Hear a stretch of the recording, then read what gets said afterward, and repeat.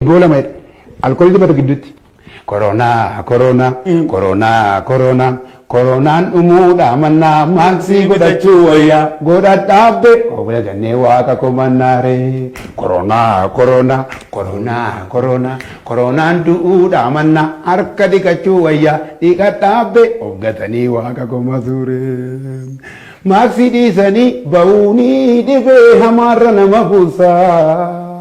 Afani funyan cufanna nama tafura nuttibaza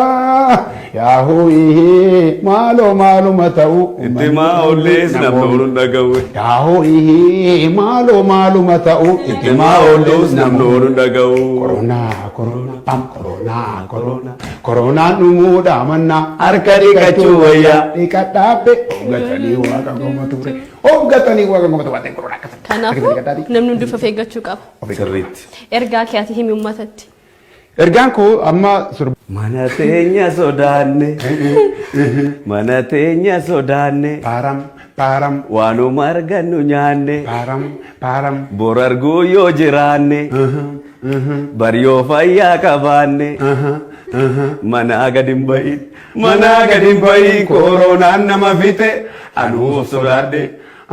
sodaadhe baakadhe mana lite mana gadin bayin koronaan nama fite anuuf sodaadhe barraa darbu jedhee naaf sodaa jalalite ay soda Nufin gallela Coronaan China rakate bidintira Ethiopian bate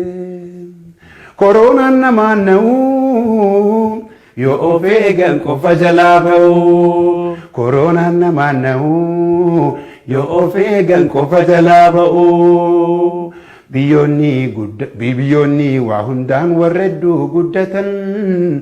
Coronaan nun qabduuf otumaa tuffatan Coronaan siqachaa hundayyuu qaqqabee kunoo biyyi hedduun bakka waalchaa dhabee lakkisaa dhibeen of hin faalinaa qoosaattin ilaalinaa biyya keenyan faalinaa lammii maaloo wal hubachiisa Coronaattoo hin qoofnu dhiisaa lakkii maaloo wal hubachiisa Coronaattoo hin qoosnu dhiisaa dhukkuba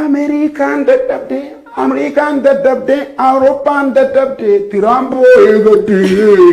lakkii maaloo wal hubachiisa Coronaattoo hin qoosnu dhiisaa Dhiphuu osoo hin taane of gatu osoo hin taane akka moonu tokkummaan kaane abshaalummaan moonaa Oromoo harka dhiqachuu yoonaa abshaalummaan moonaa lammii koo maaksii godhachuu yoonaa abshaalummaan moonaa saba koo maaksii godhachuu yoonaa abshaalummaan moonaa Oromoo harka dhiqachuu yoonaa walirraa baqachuu baqachuu